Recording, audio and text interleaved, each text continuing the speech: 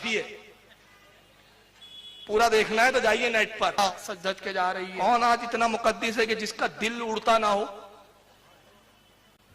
कौन है जी इतना मुकद्दस जिसका दिल बहकता ना हो? किनारे से देख भी रहे, अरे क्या चीज है यार, क्या है? खुले आम अय्याशी। और पीर साहब को घर में रखा आपने, लग जाए हमारे नजदीक ना वो पीर है ना मंगल है, समझ रहे? वो एक नंबर का खबीस है और शैतान है। हम ऐसे पीर को नहीं मानते।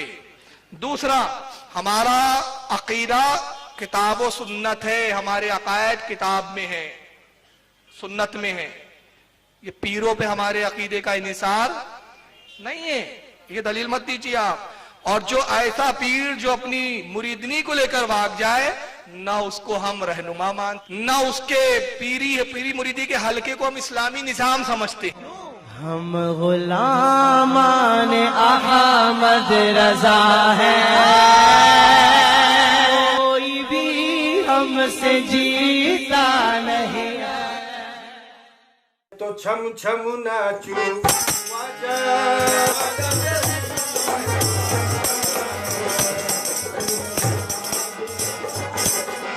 नाचेंगे हम, थिरकेंगे। कोई मौलवी ढोल नहीं बजाता। अगर ढोल शरीयत में होता और बुजुर्गों की मंशा होता, हर मदरसे से एक संदल निकलता ढोल वाला। लेकिन हमारे मदरसों से संदल नहीं निकलते भाई। हमारे उलमा नहीं ढोल बजाते बजाते। क्यों? क्योंकि जायज नहीं है। और मैं तुमसे पूछता हूं, जिस बुजुर्ग के उर्स के लिए तुम ढोल बजाते हो, क्या उस बुजुर्ग ने कभी इस तरह ढोल बजा के संदल निकाला है? वो बुजुर्ग आया क्यों था? उसका मकसद क्या था? बात गरीब नवाज की कर रहे हैं हम, जो हिंदुस्तान के वलियों का ताजदार है, सुल्तानुल हिंद है, सारे वली उसके गुलाम हिंदुस्तान के। वो ताजदार हिंदुस्तान आया क्यों? अपनी जमीन संजर को छोड़कर। ईरान का इलाका है संजर, ईरान से पैदल चलकर ऊंट पर घोड़े पर नहीं आया। किस लिए आया? वो ईमान देने आया, ढोल बजवाने नहीं आया था वो।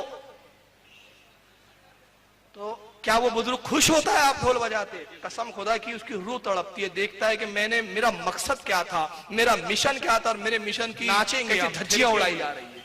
जिस संदल को आप बुजुर्ग की खुशनुदी के लिए निकाल रहे हैं, मकसद है कि बुजुर्ग खुश हो जाए, राजी हो जाए, मगर उस संदल को देखकर, उस डीजे को देखकर अगर एक शख्स भी, मैं हजारों की बात नहीं कर, एक शख्स भी उससे बज़्ज़न होकर क़यामत में इसके बारे में आपसे पूछूंगी, वो बुजुर्ग आपका गिरेबान पकड़ेगा खुदा की कसम। और वो बुजुर्ग कहेगा, बदबख्त, मेरा आशिक बनता था, मेरी मोहब्बत का दावा करता था, अरे मैं तो इस्लाम की तबलीग के लिए आया था, तेरे ढोलों ने कितनों को इस्लाम से हटा दिया। इसका जवाब दे मुझे। क्या जवाब दोगे उस वक्त? कहोगे हमारी मस्ती थी, मजा था, हम तो इश्क में डूबे हुए थे। वो कौन सा इश्क भाई जो इस्लाम से लोगों को बज़्ज़न करे? आला हज़रत से पूछा गया, ढोलबाजों का क्या हुक्म है? इरशाद फरमाया कि ये शैतान की आवाजें हैं। और अल्लाह के रसूल ने फरमाया, मेरी उम्मत में जरूर लोग होंगे, मेरी उम्मत में जरूर लोग होंगे, मेरी उम्मत में जरूर लोग होंगे जो तीन चीज को हलाल ठहराएंगे, जबकि मैंने अपनी उम्मत पर वो हराम किया है। मेरी उम्मत में जरूर वो लोग होंगे जो तीन चीज को हलाल ठहराएंगे, जबकि मैंने उसको हराम किया है। एक, रेशम का लिबास। मर्द रेशम का लिबास मर्दों के लिए हराम, औरतें पहन सकती है, औरतों के लिए जायज है रेशम का लिबास, जिसको कोसा भी बोलते हैं। दूसरा फरमाया शर्मगाह, गैर की शर्मगाह, यानी जिना। जिना करेंगे और कहेंगे अरे कुछ नहीं है, सब चलता है ना, मॉडर्न है यार, आज का माहौल है, चलता है। अल्लाह के रसूल पर मेरी उम्मत में जरूर होंगे, जिना को भी हलाल समझेंगे। और तीसरा सरकार फरमाते ढोल और बाजे।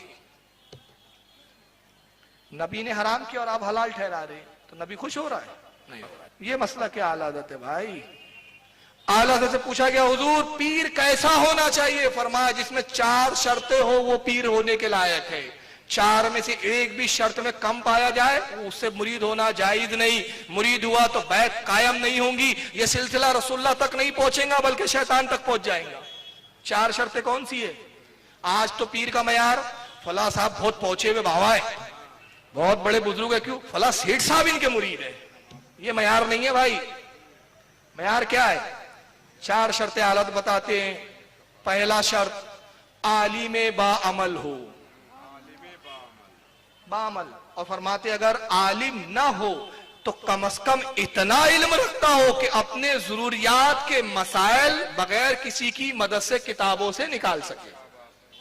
अगर खुद जाहिल होगा तो मुरीद की क्या रहनुमाई करेगा? मुरीद ने एक मसला पूछा, हुजूर ये मसला आ गया, अब खुद ही नहीं मालूम तो क्या मुरीद को बताएगा? तालत फरमाते आलिम बामालो, पहली शर्त पीर की। और अगर इतना इल्म नहीं रखता, आलिम मदरसे का नहीं है, नहीं पढ़ा मदरसे से, तो कम से कम इतना इल्म रखता हो कि अपने जरूरियात के मसाइल बगैर किसी की मदद से किताबों से निकाल कर बयान कर सके। जिसमें इतनी सलाहियत हो वो पीर कहलाने के लायक है, पहली शर्त। दूसरी फरमाते फासी के मौलिन ना हो, फासिक दाढ़ी मुंडा ना हो, दाढ़ी साफ है छोटी है, पीर साहब है तरीकत पे है, नहीं चलता भाई, फासी के मौलिन ना हो।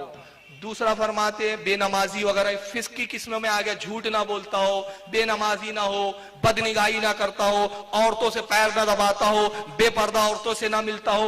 जो शरीयत का पाबंद है वो गैर फासिक है, और जो शरीयत के अहकाम की पामाली करता है वो फासिक है, और फासिक से मुरीद होना जायज नहीं है। तीसरी शर्त बताते हैं कि उसका सिलसिला मुतस्सिल हो, यानी रसूलुल्लाह तक पूरे सिलसिले की कड़ी मिलती हो, एक भी कड़ी बीच में डैमेज ना हो, एक भी उस सिलसिले में ऐसा मुरीद पीर ना आया हो कि जो फासिक था, या इन शरात में एक कमी थी। और चौथी शर्त फरमाते हैं सुन्नी सहील अकीदा हो और अकीदे में मुस्तकिल हो। मुस्तकिल के मायने क्या? यानी ऐसा नहीं ढुलमुल आज इधर कुछ आज उधर कुछ आज इधर कुछ, यानी अकीदे की जानकारी इतनी हो कि आज उसको देखकर अंदाजा हो कि अकीदे में पुख्ता है, और इतना अकायद का जानकार है कि आइंदा भी मुस्तकबिल में कभी बदमज़हब नहीं होगा। जब इतना उसका इल्म का पाया आपको नजर आए, ऐसे शख्स से मुरीद होना चाहिए। और अल्हम्दुलिल्लाह ऐसे पीर आज मौजूद है।